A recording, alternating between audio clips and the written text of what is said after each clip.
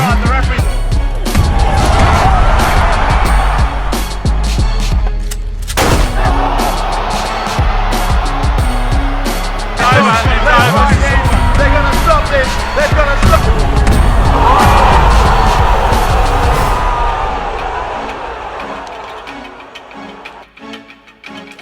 to the motherfucking relay. We're covering today's top boxing news.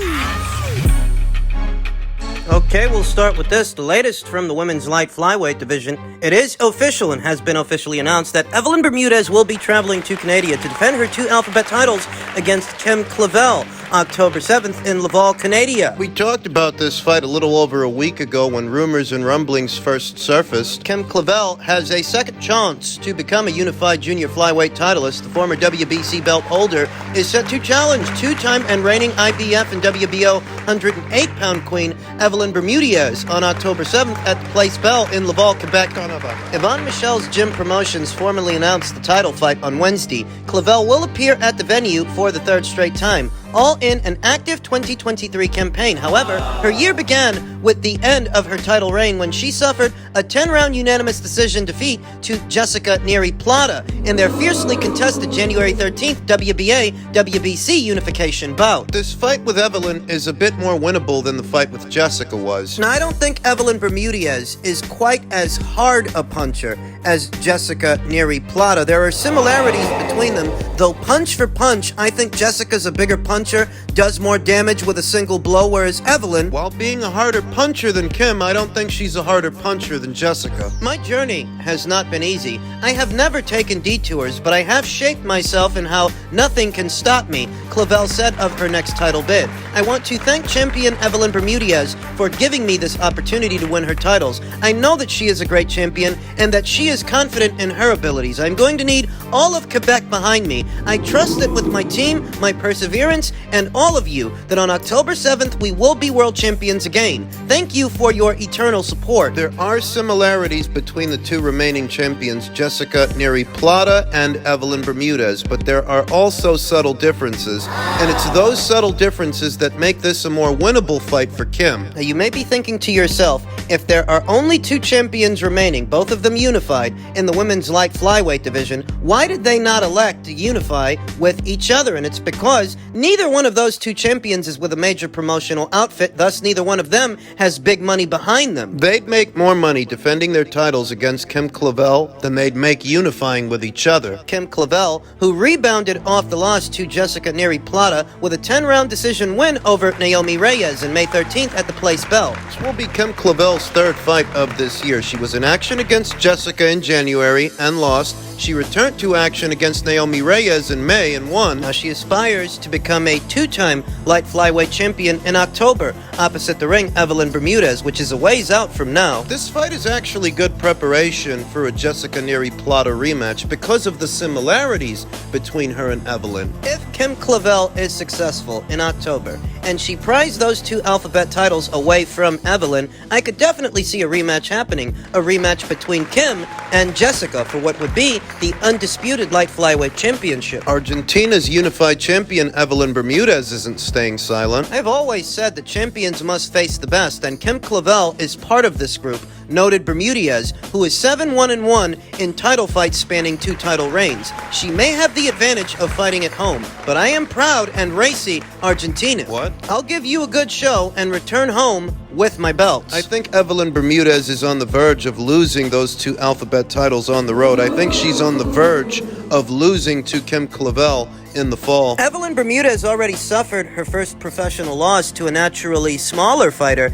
in Yo Costavalle, a smaller fighter who's really not big on power, the same way that Kim Clavel isn't big on power. That naturally smaller fighter is multi-weight champion Yo Costavalle, and Yo Costavalle, through speed and quickness, combinations, she was able to beat Evelyn Bermudez, take her 2 alphabet titles from her, subsequently vacated them shortly after winning them and moved back down in weight. But if Yo Costavalle, a minimum weight, could out-hustle Evelyn Bermudez, I think Kim Clavel can as well, because she's light on her feet. She's got fast hands. She's got combinations. I think she can win this fight. Evelyn Bermudez may be a stronger puncher, punch for punch, than Kim Clavel, but she's not a better boxer, and she doesn't have as many tools in her arsenal. Keys to victory for Kim Clavel are slipping the straight punches, getting under and or around the straight shots and sweeping hooks, and getting mid-range to inside on Evelyn, where she can fluster her with activity. Evelyn's not as proficient mid-range to inside as Jessica Neri Plata was. Evelyn's best punches are her straight punches, but mid-range to inside in that crawl space, she's vulnerable. Her punches are wide, they can be countered. I like Kim's chances. We'll talk more about the fight as the fight date approaches. In men's super middleweight news, the ongoing story between Team David Morrell and Team David Benavidez. David Morrell says, "I'm now the monster. I'm the father of Team Benavidez." Really pouring it on thick. What is turning out to be a case of he said, she said between the two teams. Yeah. David Morrell, the undefeated WBA regular super middleweight champion, has expressed his disappointment with the WBC interim champion David Benavidez. Morrell is upset after reading about a recent interview where Benavidez explained that he was interested in facing former world champion Jaime Munguia, who is currently fought at super middleweight. "From here on out, my new nickname is the Monster. I will be referred to as father of Team Benavidez." Let's cover this from a different angle, shall we? Now, what I normally do is collect as much of the available information as possible to get the clearest picture of what's going on. But the Team Benavidez faction of fans, his supporters, they have a more linear view of things to where they don't take everything into account. So let's just look at this from their perspective. Right. They're not having luck getting Canelo Alvarez in the ring. They believe that Canelo is avoiding David. They believe that Canelo is ducking, so let's go with that. If you believe that Canelo Alvarez is ducking David Benavidez, that would then have to mean that David Benavidez is ducking David Morrell. I mean, any way you slice it, if we don't know nothing else, we know that Canelo won't be fighting David next. He's going to fight someone else. So then why isn't David Benavidez fighting David Morrell? What's his excuse? I know you're on Twitter sometimes. What do you say, to the critics saying, you guys only, negotiated for a week, and he's the A side, and you already had a fight with Morrell lined up, and all the stuff you see. Yeah, no, there's no fight with Morrell lined up. I just seen that yesterday, that supposedly they said I agreed to the fight. I'm like, man, I bet this is my first time seeing about it. We're not fighting Morrell.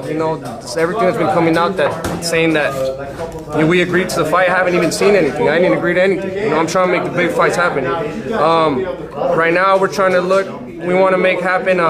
We want to fight Jaime Munguia. Came up to 168. I think that would be a great fight. Man, there's a lot of fake news out there. A lot of people. If it doesn't come from me, then it's not official. Well, what if the fake news, the quote-unquote fake news David is talking about, is coming from David's own promoter? The only reason that we're all under the impression that David Morrell would be next is because for the last 4 months, Samson Lukowicz is the one that's been saying that. And you're not fighting Canelo. So why shouldn't you fight David Morrell? He's right there on the same side of the street as you. David Morrell, who said Jose Sr. does not want the fight. He talks a lot, but he clearly wants to fight Munguia, as seen in all of his recent interviews. The loudmouth son Jose Sr. hasn't said a word either. So I want small man Jose to come out publicly and say that he is scared of Monster Morrell. I'm giving you 24 hours to tell the world the truth, little guy, or I'll do an interview daily about the cowards. Cowards they call the Benavidezes. Your name is Red Flag, maybe because you run when there is danger. Don't use my name anymore. Cancel all of your merchandise and stop lying to people. I'm the real monster, Morrell said. It doesn't matter from which vantage point, from which angle you look at this from, whether you're a Canelo Alvarez fan or a David Benavidez fan. If you're a David Benavidez fan and you're saying that Canelo's ducking David, okay, then why shouldn't David Benavidez fight David Morrell? He's free. and he's right there. You've been living under a rock the last 4 months. For the last 4 months, David Benavidez's promoter has been shouting it from the rooftops that David Morrell is next. What happened? Morrell, known for his boxing skills and ring IQ, firmly believes that a fight between him and Benavidez would be a spectacle. He is eager to put his skills to the test against the best in the division, and Benavidez has long been on his radar as a worthy adversary. My message to Benavidez is, I'm ready for all of those bitches. Grow some balls, and let's give the fans the fight they want to see. Your family name is a disgrace. Only in this generation of freaks and geeks could a piece of shit like David Benavidez get elevated to martyrdom? This guy is a two-time fuck-up. A guy who lost his WBC title two times, fucking up outside of the ring, and I'm supposed to feel sorry for him. Fuck out of here. You and your crackerjack con man promoter have spent the most time lying to people about what's going on. And even if I were one of these guys that feels that Canelo Alvarez is avoiding this fight, let's just say for argument's sake, he is avoiding this fight. Why are you avoiding a fight with David Morrell? What's your excuse? What are you gonna do? You gonna try to shift the focus back to Canelo? David's not fighting Canelo! Are you gonna do the Canelo or bust thing? You know, the thing that Demetrius Andrade has been doing the last couple of years to where he don't want to fight nobody with a pulse unless it's Canelo. Look at how beautifully that's worked out for him. One of the most irrelevant fighters at or around these weights with absolutely no marquee value. David Benavidez, he's got an in-house fight that he can have right there, but it's a high-risk, low-reward fight. The real issue here is, at least in my opinion, at least I think, they can't make the numbers work. they were just on pay-per-view with Caleb Plant, and they didn't sell shit. Nothing. So what are you gonna do? You're gonna turn around and have a fight with a lesser-known guy on pay-per-view? It's not gonna sell anything either. The rewards are not akin to the risks, and David Morrell, for David Benavidez, he is a risky opponent, a risky adversary. Why do you think they're trying to shift the focus over to a Jaime Munguia fight now? A Golden Boy Promotions fighter. What's the likelihood of that fight happening? I won't lie to you. If you could put Jaime in the ring with David, you could sell a lot of pay-per-views with that fight. The problem is, it's not likely to happen. Who the hell are you trying to kid? You're saying you're going to put an easy in-house fight to make on the back burner for a fight that isn't likely to happen. That's a duck. I don't care if you're a Canelo Alvarez fan or if you're a David Benavidez fan. By every quantifiable metric that a duck is measured a duck. However, it's quantified and characterized. David Benavidez is ducking David Morrell. And his faction of freaks and geeks have no excuse for it. They believe that Canelo's ducking David Benavidez, even if he is. What's David's excuse to duck David Morrell? You're not fighting Canelo, and you're not getting Jaime. You're no fucking monster. You got a big head because Mike Tyson called you the Mexican monster while pressuring Jermall Charlo to call you out. That's all it is, and you ran with it. You're no fucking monster. You're a gimmick. Your father's an idiot, and your promoter's a con man. A crackerjack promoter that can't get his story straight. You're no fucking monster. What kind of fucking monster hauls ass from a guy with only 9 fights? Just 9 fights! Got you heading for the hills. David Benavidez is a fucking hype job, and all of his fans are idiots. Pendejo. If you idiots can't see these guys are taking you for a ride, you deserve to be lied to. You deserve to be fooled, you fucking morons. Just in keeping with the theme of all things super middleweight, I'm sure most of you have heard already per a tweet from Mike Kopinger via his sources. Canelo announced a quote-unquote done deal for September along with the PBC logo. Alvarez is set to defend his undisputed crown against Jermall Charlo, likely on September 16th, sources told ESPN. It's a 3-fight deal for Canelo with the PBC, per sources. A coup for Al Hyman in landing boxing's top star. Other 2 fights expected to take place in May and September of next year. Story coming to ESPN. So they're sacrificing Jermall Charlo to bring Canelo into the fray. I'm not surprised. It's not like Jermall Charlo is one of their top sellers, one of their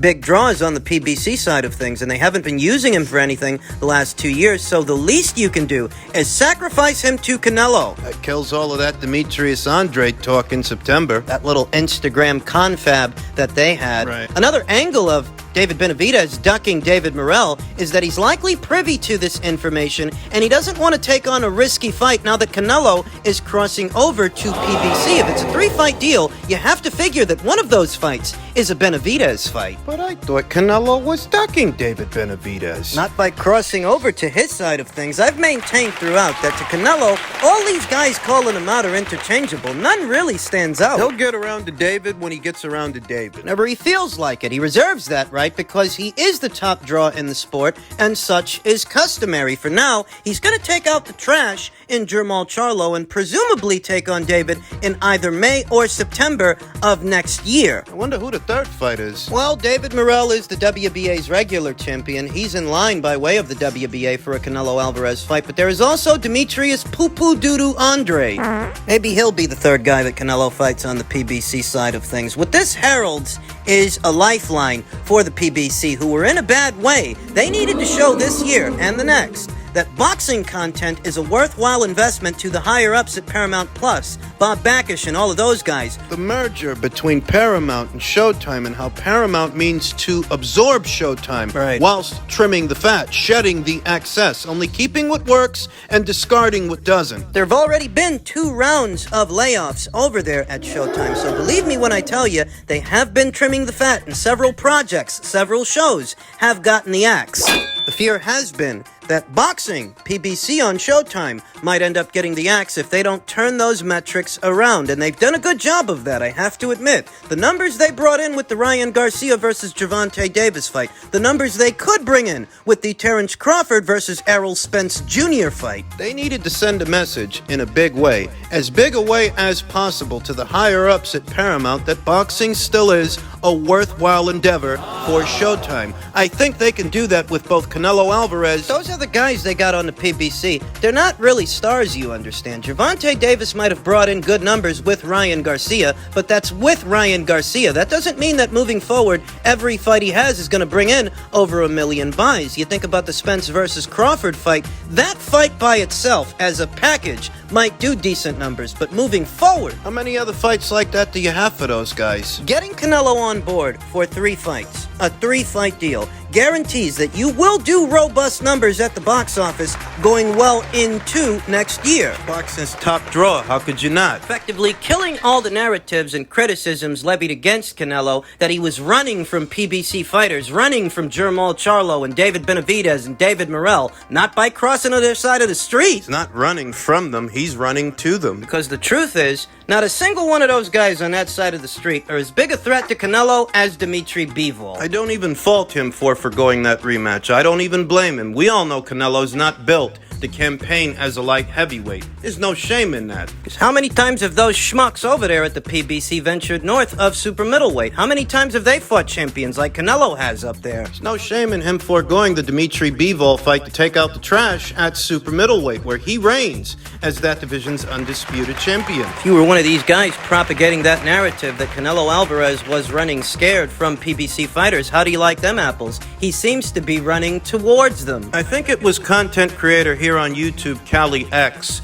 who said it best. Canelo Alvarez has a proven track record of delivering big fights that fight fans want to see. So all you really need to do is give him time. The story was that Canelo Alvarez met up with Al Heyman himself in Ohio a little over a week ago, and I'm sure this is what they were there to discuss. This 3-fight deal. I didn't figure that Canelo would make a commitment to any particular outfit, a multi-fight engagement like this one is reported to be a 3-fight deal. Because it's 3 fights, you have to figure that at least 2 of those fights, 2 of them. Charlo fight, Benavidez fight. Kick off that deal, he's going to take on a quasi-retired Jermall Charlo, though in truth I've got no issue with that because Jermall's been doing nothing but taking up space anyway. It's time to send that guy into his retirement. Kick tires and light fires. Roll Tide.